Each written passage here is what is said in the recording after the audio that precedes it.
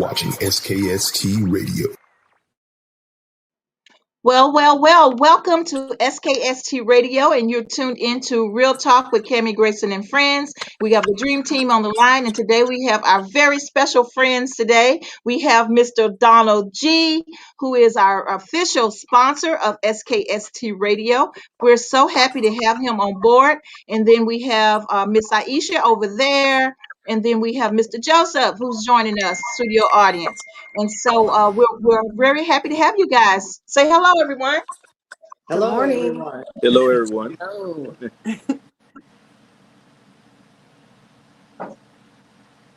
Okay, I guess this is when she stepped away. Kick it from off. us. Okay. So now, today is September 11th, and I wanted to do like a quick tribute to the fallen families and victims of September 11th. And we also have Mr. Kurt here today. Good morning. Woohoo! Good morning. Okay, and so let's get started. I'm gonna add this to and just give just a quick little brief acknowledgement of the things that happen and all that good stuff. So hang tight.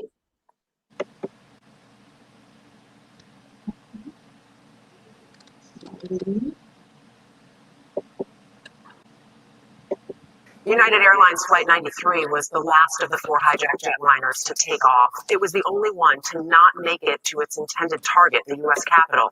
The passengers and crew stormed the cockpit in an attempt to regain control of the aircraft. It crashed in a field in rural Pennsylvania, killing everyone on board. Their heroism will be remembered today at a memorial in Shanksville, Pennsylvania. Nicole Killian is there. Nicole, good morning. Good morning to you, Dana. President Biden and former President Bush will pay tribute to the 40 lives lost that day. Last night, a vigil was held here at the memorial with a lantern lit for each victim. It drew quite a crowd, and today, around 500 family members and invited guests are expected to attend this morning's ceremonies, which will be the most they've ever had. 20 years later, it's one of those things where it feels like it's been a really long time, and then on the other hand, it feels like it's only been a few minutes. Time knows no bounds for Emily Schenkel, who lost her godmother Lorraine May 2 decades ago. United Flight 93 came hurtling to the ground in this pastoral Pennsylvania field. He was a flight attendant for 37 years. If you can think of somebody who just absolutely loved their job, that was her. Emily will never know if Lorraine was part of the arduous struggle between the passengers and crew and the hijackers that ultimately prevented another attack. But their heroism was enough to inspire Emily to name her daughter after her. It was just important to me that if I had a daughter, I would name her that, just to make sure that the name carried on and the memory of her carried on. It is that legacy that Colonel Christopher Whalen also wants to instill in his 9-year-old son. His cousin Richard Guadagno was on board. Why should we never forget? You never forget because you don't want to forget the sacrifices that were made. This was the first striking back against terror on this plane. And we need to remember that so that 20, 30, 40 years from now, there are people who are carrying on the memory of this site, not only for the 40, but for the world. Much of the focus will be on the Flight 93 victims, but also the town of Shanksville. Less than 300 people live here, and I spoke with a longtime resident who was here that day and said they really see their role as caretakers of this memorial. Some have developed relationships with these families over the past 20 years, and they believe that it's their duty to carry on the legacy as well. Jeff? Nicole, thank you very much. Okay, guys. Just wanted for us to show our little tribute to the whole situation and things that happened back in those 20 years ago today. So, are you guys hearing me clearly? Yes. Yes. Okay, good. Okay, well, we're going to welcome our special guest, Mr. Donald G. in the house. Woohoo! So, Mr. Donald G., tell us a little bit about you, and so we can get into it, because I know you got people here that's dying to ask you questions. Okay. Well, I've been, as of October 9th, I'll be a practicing attorney for 35 years. I primarily do personal injury resolutions, whether it's by settlement or trial or mediation, oftentimes is the case now. I've enjoyed it. I started doing personal injury right after I got out of law school because I was in an automobile accident myself. And as most folks don't know what to do, and you're going to leave that smart move that could last you for the rest of your life up to either a total stranger that you may hire or the insurance company itself. And one of the things you have to remember is that insurance company, their only mission is to try to save themselves every dime that they can save. So you have to be smart about the selection of an attorney that you use. You have to be smart about what type of insurances that you have in your house. So to me, that's my personal story as to why I do what I do. But more about me is that I've got one grandchild and one on the way. So next week, a week after that, if we're going to talk, we may have some issues. You might hear some things in the background because I'm going to travel to South Carolina and see if I can get my second grandbaby into this world. All right, congratulations. Well, thank you so very much. Thank you so very much. And I want to thank Mr. Joseph Montgomery for being on the show today. Hi, Joseph. Hello, everybody. Hello. Nice to meet everybody. Good meeting you, sir. Meet you. So Mr. Donald, okay, so the first thing I wanted to ask is how do a person go about finding the right attorney for them? Oh, yeah, I'm in Virginia. I primarily do cases in Virginia, but whether I'm licensed or not, I can do casework in other states if someone wishes to call me to do so. But again, you got to make sure that that attorney that may be coming to another state is pretty familiar with the laws and how personal injury happens, because all states are not the same.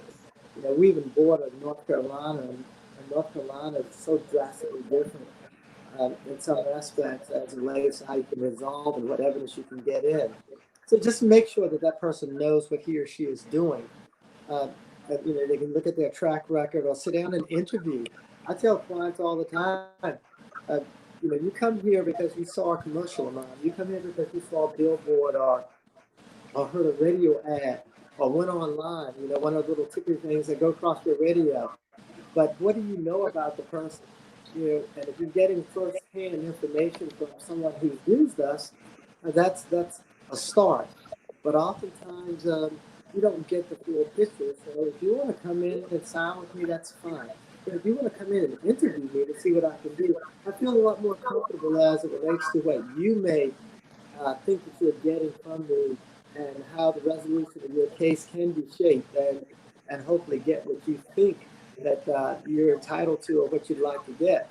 And oftentimes when people walk through that door, it's somewhat of a disappointment when I first tell them how this works. Because you can start off by saying, someone's in an automobile accident, what's the first thing you say? Especially if it's just not a little small accident where your door got scratched. But somebody takes Don't admit fault. Yeah, you're gonna, it's his fault. It's somebody else's fault. And I could have died. Well, and all the states in this country, you don't get the fact that I could have died. Did you die? And if you didn't, it's going to come down to what your true losses are.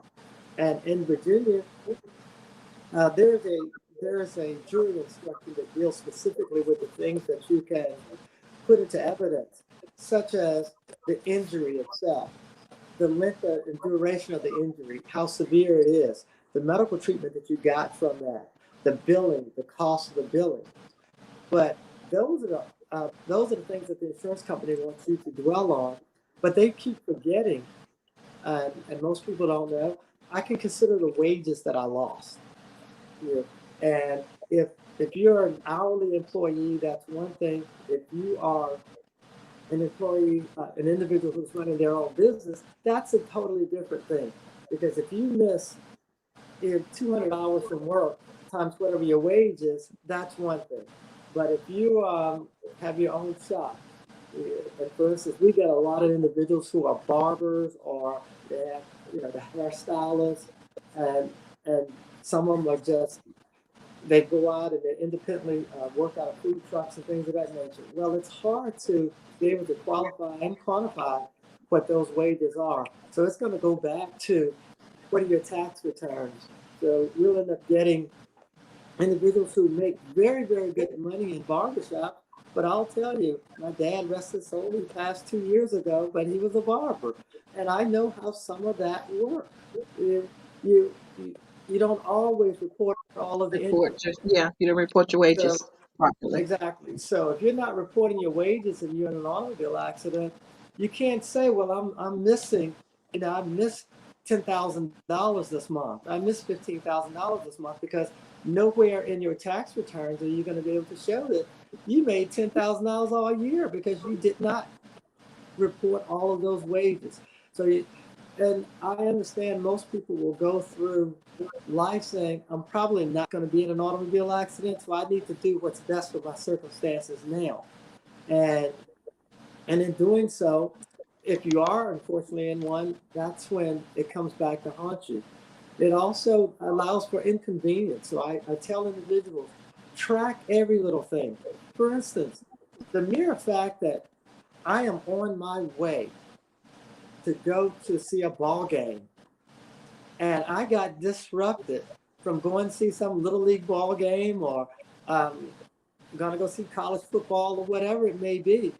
That's an inconvenience. And the statute allows, the case law in Virginia allows you to put down things like inconvenience.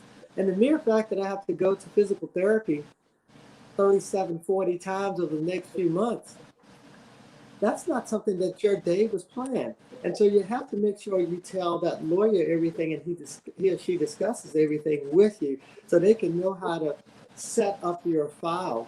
Because all the adjuster is going to want to do is focus on just your injury and how much the medical bills are, and then they're going to want a discount from the medical bills.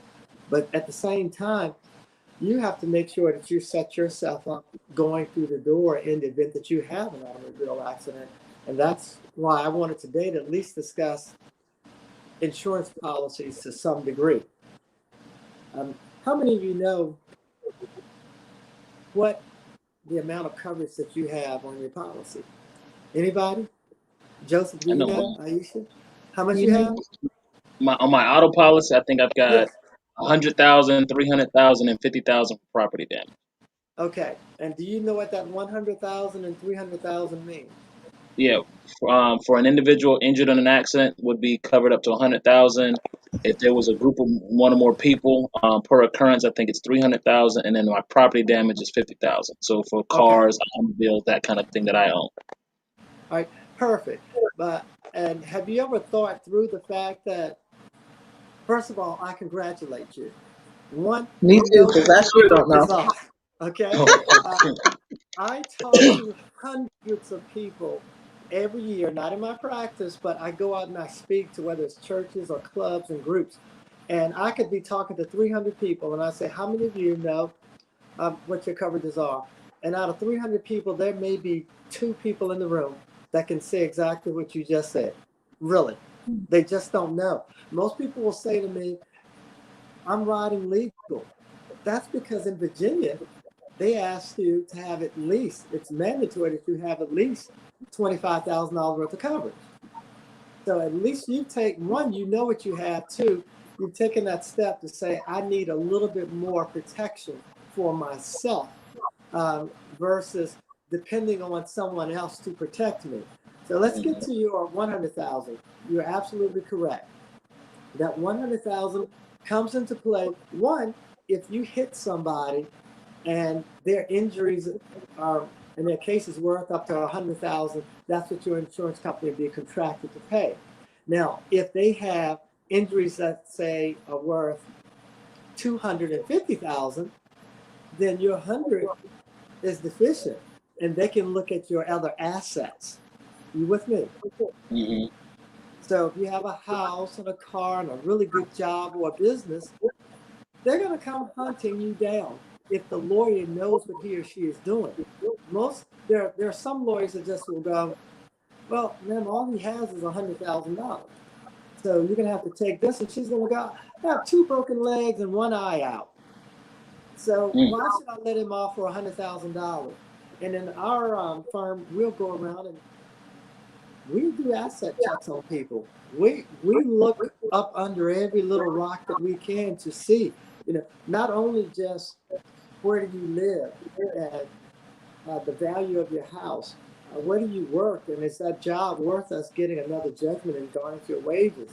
Or does someone else live in the household with you that has another policy? So that's looking at the defendants themselves to see what they truly come to the table with.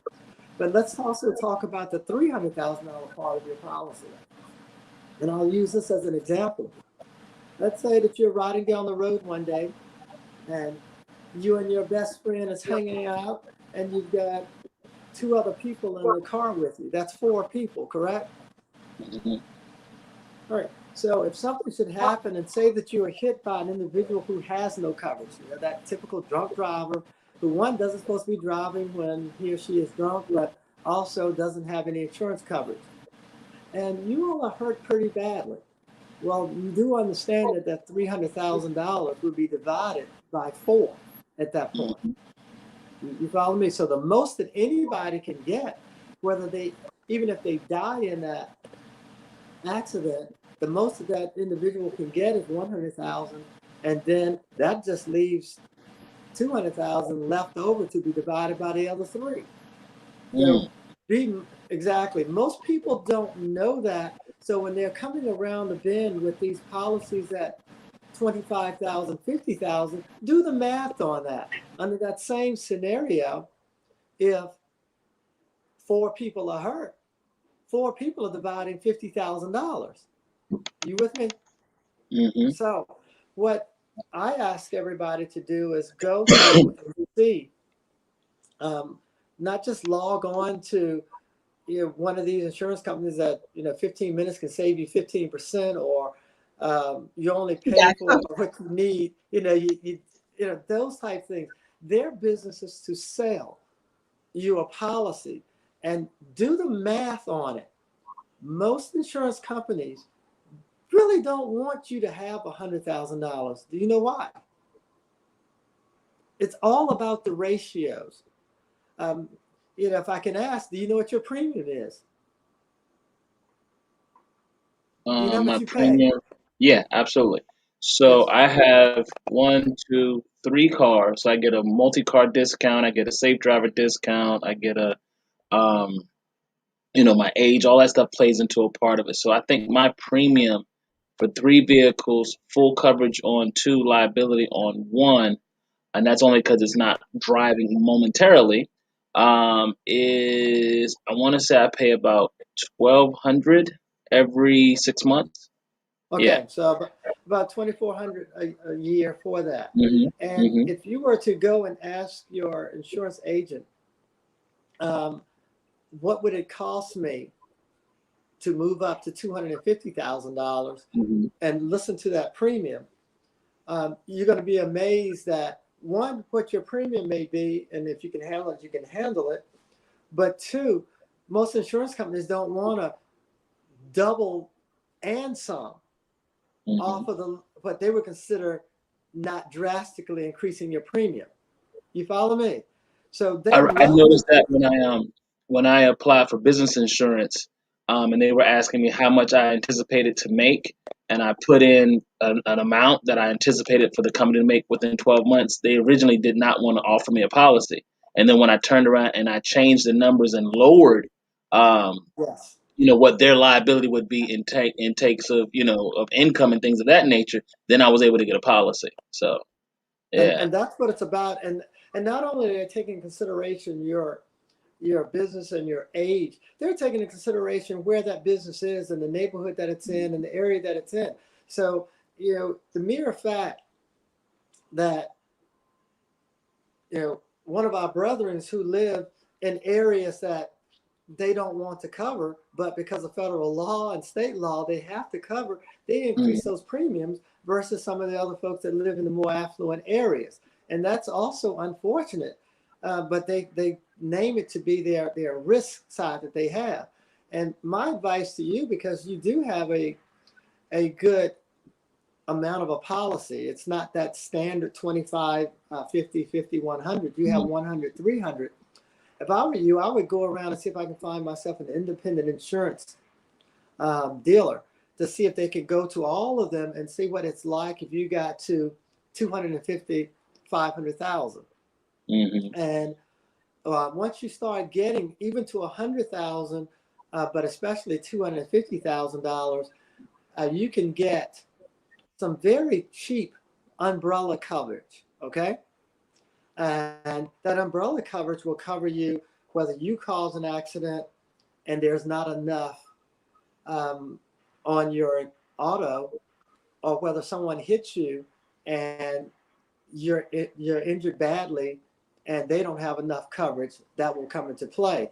For years, because I have attorney somewhere around my name, I just assumed if I was in an automobile accident, I would be a target for someone falling out that car and saying, I'm dying. And next thing I know, they want $1 million to resolve their case. So for years, I always kept between $2 million and $4 million, because in most accidents, believe it or not, most accidents, $100,000 will resolve the case.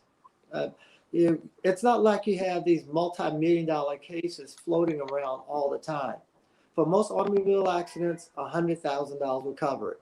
But for that rare chance that something catastrophic could happen, you want to make sure that you are always protected. So that's why I covered that amount of, I had that amount of insurance. And then I had a wise old insurance agent call me up one day and say, hey, you want to try me? And I looked at it and he said, hey, this is what we're going to do. Instead of you paying those high premiums for $1 million and $2 million, let's reduce your policy down to $500,000. And then let's get you a $3 million umbrella policy. That was the coolest thing in the world, because now I have $500,000, which should take care of just about every accident that I could possibly be in, but you never know. And I have a premium that's pretty good. He reduced my premium down. But I also have an umbrella policy that I pay, I think, $500, maybe $600 a year for an umbrella policy at $3 million. Wow. So that's the kind of thing that insurance companies won't tell you. And if you have the means financially to look and go above and beyond some of the policies that you have, investigate those things. And if you, and if by some chance you don't have somebody that you feel comfortable or will give you the straight answer, heck, I'll send you my insurance agent's name and number, because I do that anyway. What's that? I said, thank you. I'll definitely do that. Yes, because Rick is a good brother, and he's going to give it to you the way it is. So with that, I built up to say, why would you care so much about insurance if somebody hits me and it's their fault? Well, I said before, what are you going to do when you get hit by that drunk driver that has no insurance, or he has an SR22 and they only gave him $25,000 worth of coverage? Or better yet, this is the thing that I'm seeing more and more of, especially along the lines, because COVID is hitting, people started driving more. We've got a rash of folks who are coming up 95 and 85. They're coming from South Carolina. And there are some accidents. We have quite a few in our office now. Wow. South Carolina requires you to have $15,000. Now, I don't know the name of the hospitals that may be out there, Virginia Beach, or where you are, Joseph, or where you are, Aisha, but I can promise you this much. You go to an emergency room and you're done. $15,000 is gone. So there's a part of your policy that says liability. And liability means if you do something wrong, that insurance company is contracted to pay up to whatever amount you contracted for. In your instance, that would be $100,000. In that South Carolinian's instance, it's going to be $15,000. So if you're hurt and you have a broken leg, and some dude's looking at you, go, well, I got $15,000. I feel better. I'm on my merry way. You don't like that. So protect yourself by having enough coverage in the event that you're there. And most people will say to me, but they have to take care of my medical bills. Where are you going to get it from if they don't have enough insurance to do it? You follow me? Yeah. And most folks don't understand that the way accidents work is it is up to the blessings that you will have based on the individual that hits you. Now, what was that actor, Tracy Morgan? Remember him? Yeah. I mean, he was fortunate to get hurt by a corporate client that could pay him millions of dollars. But oftentimes, clients are not fortunate to get hurt by corporate clients that have those really, really good policies. But you have something on the other side of your policy that's called underinsured motorist coverage. And in Virginia, in most states, if you contract it for a certain amount, then if your case is worth that amount, even if that person can only pay you $25,000 or $15,000, then you can get the difference from your policy. So, for instance, my policy is $500,000, and for instance, if you hit me and you had $100,000 and I got that from you, and you didn't have enough assets for my lawyer to want to come get your house, then my insurance would kick in, and I can get an additional $400,000 off of my $500,000 policy. And if I had one of those catastrophic injuries, I could get up to the $3 million off of my umbrella policy. So that's why you start now looking at some of those things. So in the event that accident happens and none of us know where it caused, that you're somewhat protected yourself. You'd be amazed at how many clients I have called me who are repeating, and they've had injuries in the past, and all I can get you is 25 because the person that hit you, that's all they had, and they didn't have a house or a car. They live in an apartment, and they're living in their car. They don't have jobs worth going after. And the first thing they'll say to me, I did what you told me to do. I got some more coverage. I got 100,000. And believe it or not, a lot of them were hit again by people with $25,000 policies, and they had cases worth more than that. But this time they were protected. Now, any questions on that issue? Mm-mm. Okay. There's another part of your policy that you may want to look at also, and I believe you mentioned it, that was you have medical payment coverage. Is that correct? Mm-hmm. And on medical payment coverage, how much did you contract for? I think I've got it's either 5 or 10,000. All right. If you have $5,000 that you contracted for, and you're paying that premium, and you have 3 cars on that policy, as you said, then you can have up to $15,000 in medical payment coverage. You with me? Oh, wow. Mm-hmm. Yeah, because that's the one thing that Virginia at least allows to stack. And so if you have 3 cars on the policy and you have $5,000, that's $15,000. If you have 3 cars on the policy and you have $10,000, of course, the math says there's $30,000. And those things you can collect if your medical bills go up to that amount.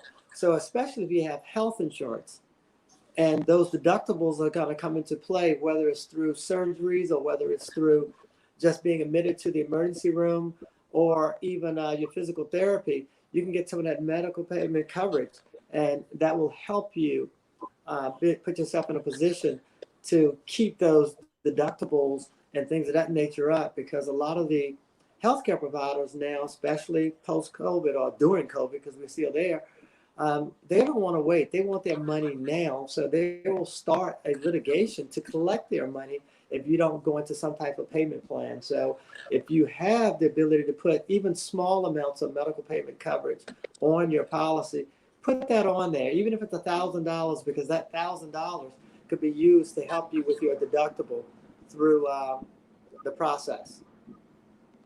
That's right. That's great. Yeah. So any questions for me? I think Joseph got some questions for you. All right, Joseph. All right. Don't beat me up too bad. I got two questions actually. Um, I wrote it down so I could say it properly. Um, I guess the first question would be the straightforward one. Would be timeshares. Is there any way to get out of them? Well, it's funny you asked me about timeshares because there is a way to get out of it. And do I know that way at this point, Joseph? I do not. But you're talking to an attorney that's had a timeshare since 1999. And I used it. It's all paid for, and the maintenance is the only thing that's there that's going up and up pretty much every year. But I'm using it less frequently than I did in 1999 and 2005, so forth and so on. So I started looking around a couple of weeks ago to see if there's some way that I can get through and be done with my timeshare. I had an individual that sent me a number and told me to call this number to see what they had to say and how much it would cost me to get rid of it. And I have yet to have the time to call that number. But what I'll do is make sure that I have your information from Cammie, and I'll call that number next week. And if they're talking like they make sense, I'll say you may need to call that number too. Fair enough. But timeshares are great if you use them and you know how to use them. Is yours on a specific location timeshare, or do you have a point system? I have I have a condo. Well, more like a little flat in where's it at? Myrtle Beach. Yes. Yeah, so Okay. I pay into that, and they give me extra points towards other trips and everything else. Okay. Are you with RCI, Equivest, Festiva, Interval International? Which one are you with? I'm with Wyndham. Wyndham? Okay. That's good to know because okay. Harry's shaking his head. Why are you shaking your head? That's Curtis' background. Because that's going to be tough. Yes. Wyndham is the absolute worst in terms of trying to get out. They're very unscrupulous in the fact that how long have you had it? Shortly when I retired military, 2014. So you've had it 6-7 years. Okay. I got 6,000 left to pay it off. You got how much left? 6,000 to pay it off. Okay. This is the issue. If it's not paid off, it's going to be much more difficult to get out of it because there's still a balance owed, and chances are you probably have a deed, from what it sounds like. And that deed is, being the fact that it's no different than if you purchased a mortgage. I mean, it's a deeded property, so that's yours. Yeah. Yeah. You've got a lot of folks out here that'll tell you they can get you out of it, but they really just want to, charge you a bunch of money to send some paperwork around, and nothing really happens. You're still stuck with it. Usually, the only way to get out of it is to go back, which because you've gotten it so long ago, it's difficult because typically when they go through the selling process, if they told you something erroneous, something, if they lied, and you can go back and say, wait a minute, this is what I was told versus this is what I got, that's usually the best way. The other way is, of course, hiring a legal team to say, hey, look, because I was misled and because this isn't what I thought it was, I'm going to, sue you all. And typically at that point, they would rather get out than go through the legal process of trying to defend you holding on to something you don't really want versus it going into default. Problem is because it's been as long as it has and because it's more than likely a deed, the only way you're truly going to be able to get out of it that I know of is once it's paid off, you can donate it. The Children's Hospital of King's Daughters, the Make-A-Wish Foundation, especially them, they will take a lot of times paid off timeshares that are paid off. Your maintenance fee has to be paid up for the upcoming year, and they'll take it as an in-kind donation. They'll write you, a deductible slip saying that you've donated it to them, and then they use it to put families up when families are, they've got a terminally ill child or something along those lines, and that's a good way to get rid of it and walk away from it. But if you had points or a vacation club, those are a lot easier to get rid of. These are the hardest thing to let go of simply because of the nature of what it is. Okay. That don't seem highly fair, though. I mean, it's It's during COVID. I mean, there's no way you can get out of that. I mean, You it's tough. Chris, it's funny that you said that because I had some clients talk to me a few years ago when Wyndham was buying out all of the shell, Hmm. um, all the shell properties and taking them over, and Wyndham Hmm. was making them re-sign everything, so that I guess Hmm. it would eliminate all of the loopholes that Shell had in their paperwork. So I'm Exactly. just glad that I don't have a Wyndham, and I'm also glad that mine is paid off. Hmm. So, and Joseph, you might be out of luck because I might not need to call them. I just may need to call one of those charities and say, "Hey, I'm Hmm. paid up for the next year," and then will they at that point they will take over your contract and they will pay future. They will pay the future Yeah, they'll maintenance they'll on they'll take it off your hands in most cases. Now, this was a lot of this was pre-COVID, so I don't know if anything has changed because I once was in the industry and I got out right during the whole COVID situation. So as far as I know, that process has not changed because again, especially with having a Myrtle Beach, a Poconos, a Disney, a lot of these children, they're not expected to make it much longer, and their families are looking for last minute, make a dream kind of things, and so Make a Wish you know, Foundation. yeah, they end up with a lot of inventory that they get to utilize. And of course, if they don't have it, they can Airbnb it. They can do a lot of other things because they didn't have to pay any of the upfront costs. So they can turn it into income where you may just look at it as an eyesore. And that's another thing you can also do. You can also Airbnb your timeshare, especially if it's deeded, regardless of what the company tells you. So you can turn it Yeah, into, well, I'm just going to make money on it every year and pay my maintenance fees with the difference, and whatever is in the middle, I keep as a margin. So that's another option. yeah. I was told that you can uh, print it out, basically. Yeah, you can all day long. Okay. Okay, well, I appreciate that. Joseph, All right. great question because now I have an answer for myself. Well, All Joseph, right. you had another question for him, right? Yeah, my last question, a little long-winded one. All right, so I'm still employed right now. So I'll give you a quick synopsis of what's going on with me. I was working for a security company, and I kind of went we kind of went our separate ways. Um, I got basically I was told I might have a lawsuit against them because of everything that transpired. So basically, uh, they failed to adhere to a situation that happened on a campus where I found instead of finding someone that I thought at that time needed CPR, they wound up being a suicide victim. And I myself handled the situation without any rapport with the police officer and everything. Everything went well.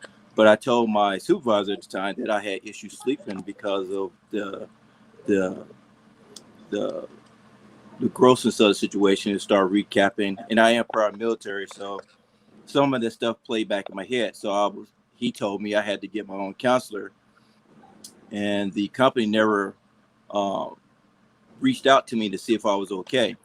On top of that, uh, they basically bullied me somewhat through that same process, saying I could have did something differently or could have did something better. Not at any time had they asked me was I okay during that whole time, and I wasn't sleeping well. Um, on top of that, they added more hours. I told them I need my weekends. They pretty much forced my hand to where, since they were short, that I had to uh, be a team player and suck up the time and help them out as far as keeping the status quo of everything's working good at the campus. Um, and shortly before I left, I got an incident where I got in trouble for another staff member not being where he was supposed to. And I'm not the supervisor on cover manning, but I got in trouble for the situation. And after I had left that particular position, I lost a significant amount of money because that position paid more, and they put me in a different spot, and it was harder work. And I said I couldn't do it, so that's why I went separate ways from there. So that's where I'm at right now. All right, you said you're prior military, and uh, I would assume that you had been prior diagnosed with post-traumatic stress disorder. Well, that's what I'm being diagnosed for right now. I've Right. been talking to a chaplain. Like I said, I had to get my own counselor. where the supervisor told me I had to get my own counselor. Instead of talking to Top Guard, telling them what was going on, I did everything on my own. Speaking to the chaplain for a little while, they told me they're going to advise me a mental doctor later on, sometime next month or this month, to see if anything else is there that might warrant PTSD. Okay. So you were not diagnosed prior, so they had no idea that you had those sensitivities at that point in time. Right. Before when they hired you, and right. How did they tell you why they let you go? No, there was no conversation or anything. I was told by the new director that it's coming. I said no, nobody spoke to me. And after that conversation, 2 days later, I was asked to leave that site, and they put me in a different site that demanded more hours out of me. And I said, this is not a fair shake on my part. I didn't do anything wrong, so why am I being punished for something that I didn't do? So that's why I left Top Guard at the company at that time. And did you resign, or they let you go? I resigned. They tried to keep me, but I resigned. Were you a contract employee or you were a wage employee? Did you sign a document to be employed there, or they just hire you? I signed a document to get employed there. And how long was that document to be employed for? I mean, as far as going to a particular site, they just assign a site. It's not. It's like wherever site they need you at, basically. Okay, so you sound like you were just a wage employee, but you signed on to some of the policies and regulations that they had. Right. Now, and you're in Virginia, correct? Yes, I am. All right. Virginia is a employment at will state where they can, which means they can hire and fire you. They can leave, make you fire with no, yeah. Yes, as long as you don't fall in one of those discrimination type categories. Race, color, creed, religious background, gender, so forth. I don't see anything stretching out to me right away, but I'm going to ask you to, if you would, on Monday, call that number that you see floating around at the bottom of the screen. Thanks, Cammie. 804-226-4111. Ask for Lee Thornton. Tell Lee that I asked you to call him. Lee's going to take down some of the specifics. I'm going to get it to our current employment attorney to see if there's anything that we can find in there. I don't see anything right off based on what you're telling me. It doesn't even appear that they're retaliating against you about anything, because typically you did not have that certain background. But I certainly want to take a second look at it, because you asked me that today. So Lee Thornton is the person's name. Ask for that. Tell him that you're part of the show this weekend, and he will take those facts down. He's our intake investigator, and that way I'll have a better opportunity to look at some of the facts and run it by Curtis Harrison, our employment attorney, and see if we have something, okay? All right, sir. Thank you. You're welcome. Awesome. Yeah, it's awesome. Great job. And I believe Miss Aisha had something for you. Okay, Miss Aisha, what you got?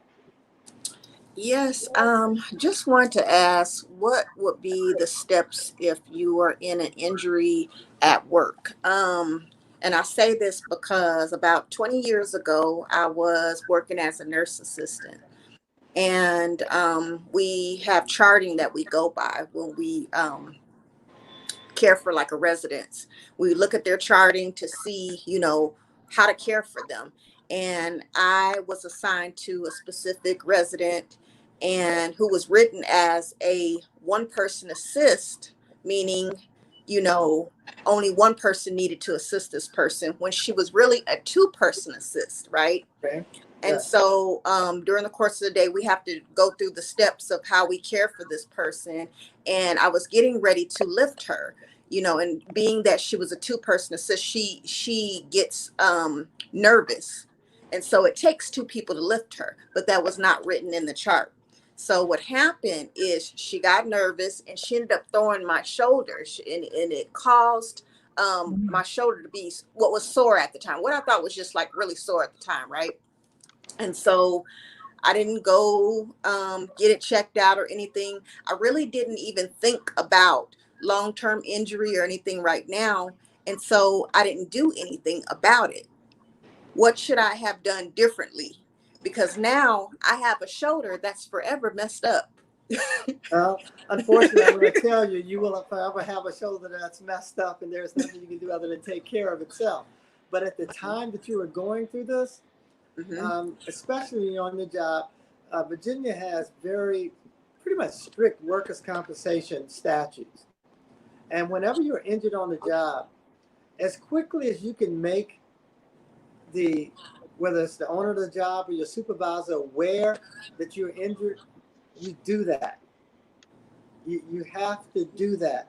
Now, if your injury does not cause you to be out at least 7 days, it falls in one category. If it's more than 7 days, it falls in another category when you can start picking up 2/3 of or 66 and 2/3 of your wages. Okay, but putting them on notice that you have this injury, whether it's minor or not, and they've given you a list of doctors to go to. Yes, you'll have to go to their doctors. At least puts that on the record. So even if you go back to work and you continue to injure that, it's on the record. And if whether it's 2 weeks from now, 2 months from now, that same injury at your shoulder, because you're pushing and pulling all day long in that business. And most of the time some of that dead weight, it weighs way more than any person who's doing the work.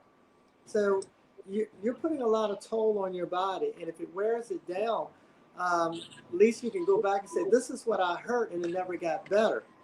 But once you go through that period and you don't report it and you don't think much of it, then it's forever lost to that. And then one of the first things they're going to say, even if you go in and you cut off your finger, seriously, if you don't go and tell a supervisor, well, nobody told us, you could have done this when you went home last night. So you have to be mindful. Don't be a wimp, so to speak. But when you start talking about joints and backs in your business, those are the first things that are going to go. So you have to make them aware of that so that at least they're on notice, and you can say, I put my company on notice of that, and you can go through the steps. And even if they say, girl, you be all right. You say, are you putting this down? Did you make this part of the record? I think I need to go to a doctor. You don't need to go to a doctor. Then what you should do also is go to the doctor yourself and get it checked out. Because at least you put them on notice. And if doctor says that you have a pressed nerve or a strained ligament or a torn muscle or just something bruised, at least you know what that is and how you should handle that. That protects you for your future. Absolutely. Thank you. Anything Wow, else? we're getting some juicy advice here. Woohoo! I've got a question that's in a different direction. Yes. Solely just more opinion based.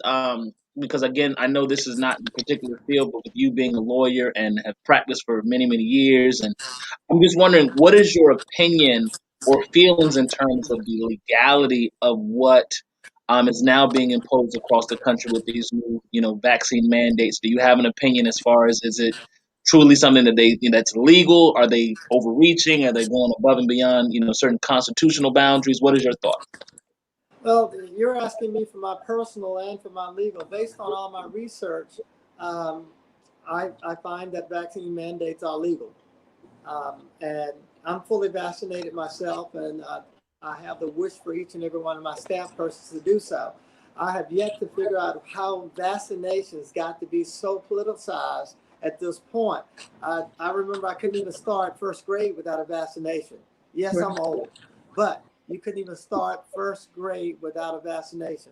Yeah. I got so sick a few years ago, back in the 90s with the flu, that they were going to put me in the hospital, and the doctor had been asking me for years, do you want the flu vaccination?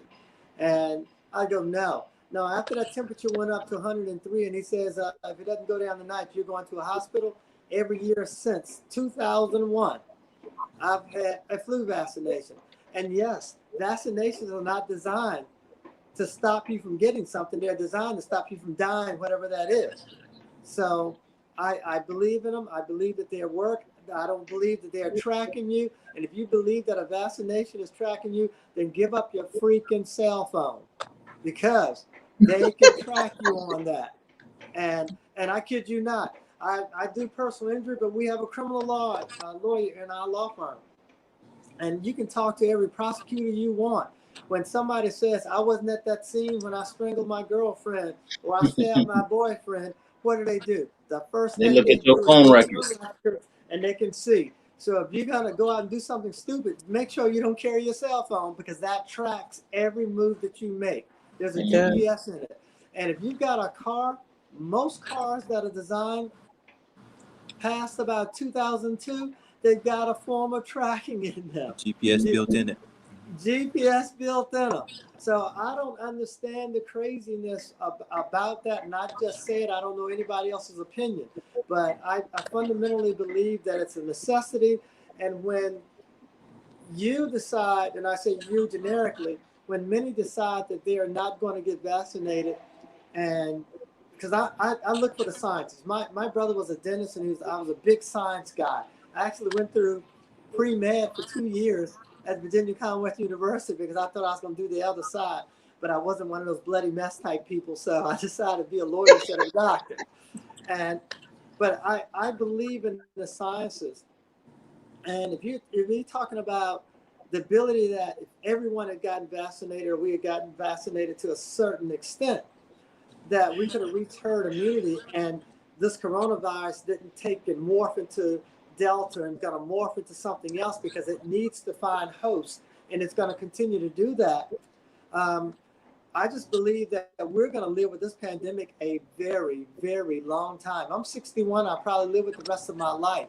I have a 2.5-year-old grandson. One's going to be born in another week or so, and they're going to be living with that because all of a sudden the folks have politicized it to the point that we can't get the numbers in.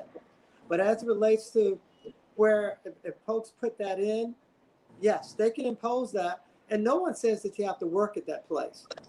You don't have to work there. If somebody told you that you have to be at work at 8 o'clock, and if you don't come at 8 o'clock and you think you're going to come at 9, what are you going to do? You're going to get terminated, aren't you? So if somebody says that you need to be vaccinated to protect the health and welfare, not only of yourself, but everybody else that you come in contact with, then you need to do that.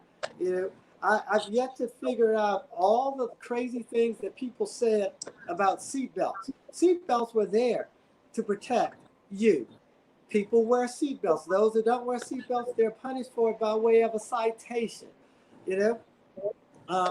All these other things that are imposed out here in this world, but this vaccine, because I will say it straight out, because of our last president, just made it go through the roof. I'm not upset with people who've got religious beliefs and they don't get vaccines because they don't do it for anything. But there are a lot of folks out here off of principle, and they're making money off of spreading lies about it. And I can't deal with it that way because I could die from it.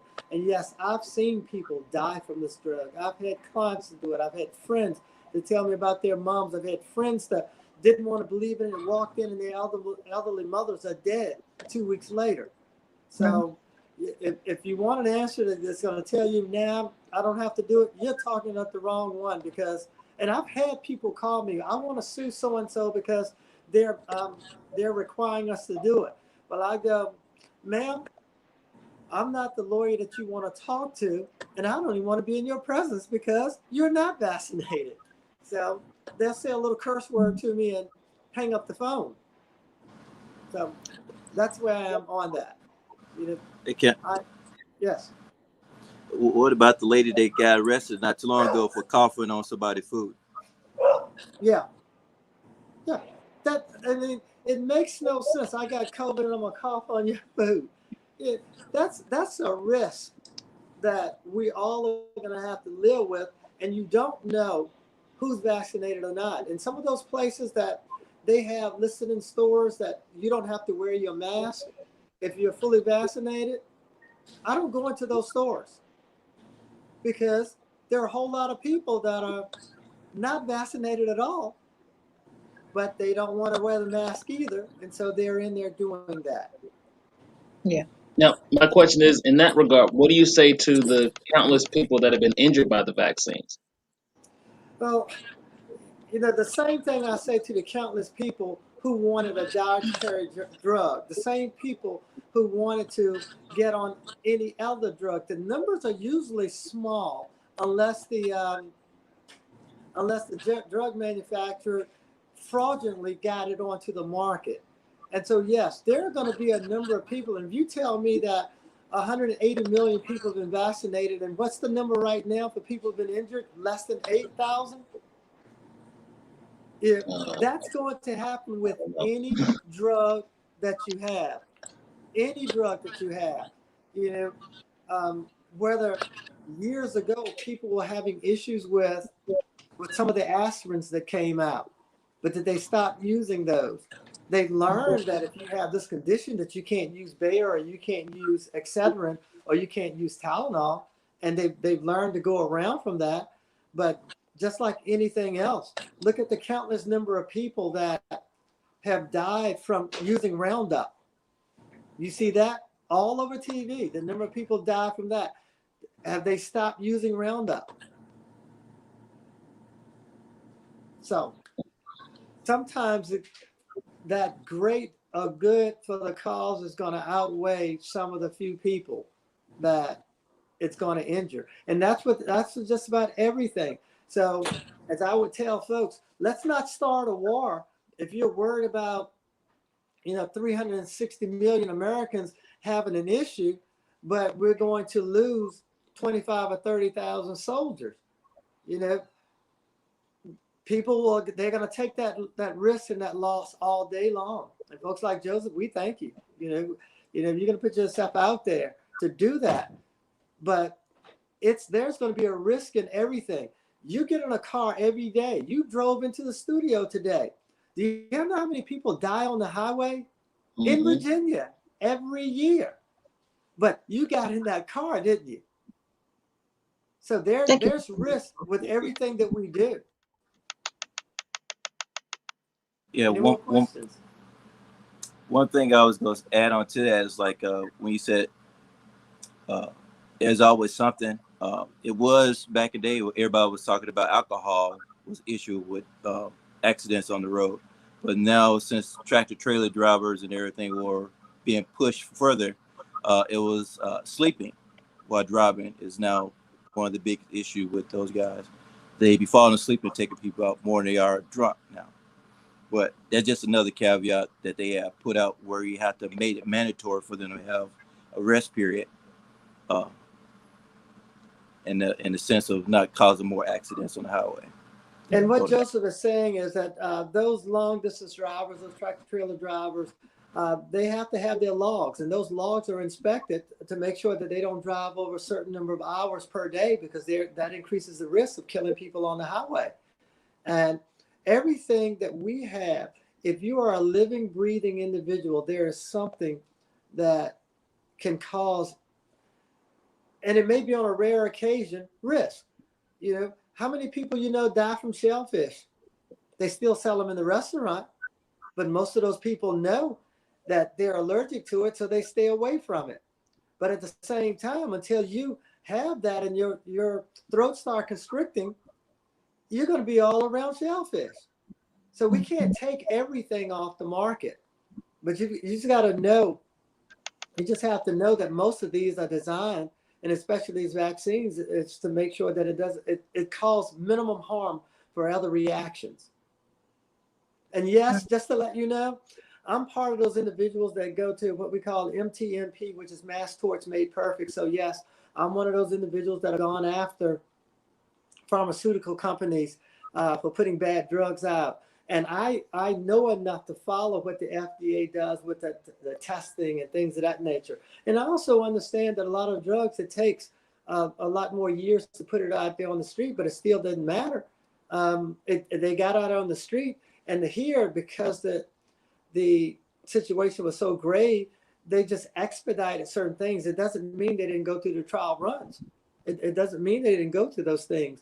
So I would not have sit there and put that Pfizer needle in my arm twice and so looking forward to the booster shot if I didn't believe that they were safe based on at least my investigative knowledge and talking to people who are out there in the field testing and some of the political leaders who've been exposed to some of the testing to make sure that it is as safe as can be. So yes, I'm fully vaccinated and I'm waiting on my 8 months to pass so I can get that booster shot.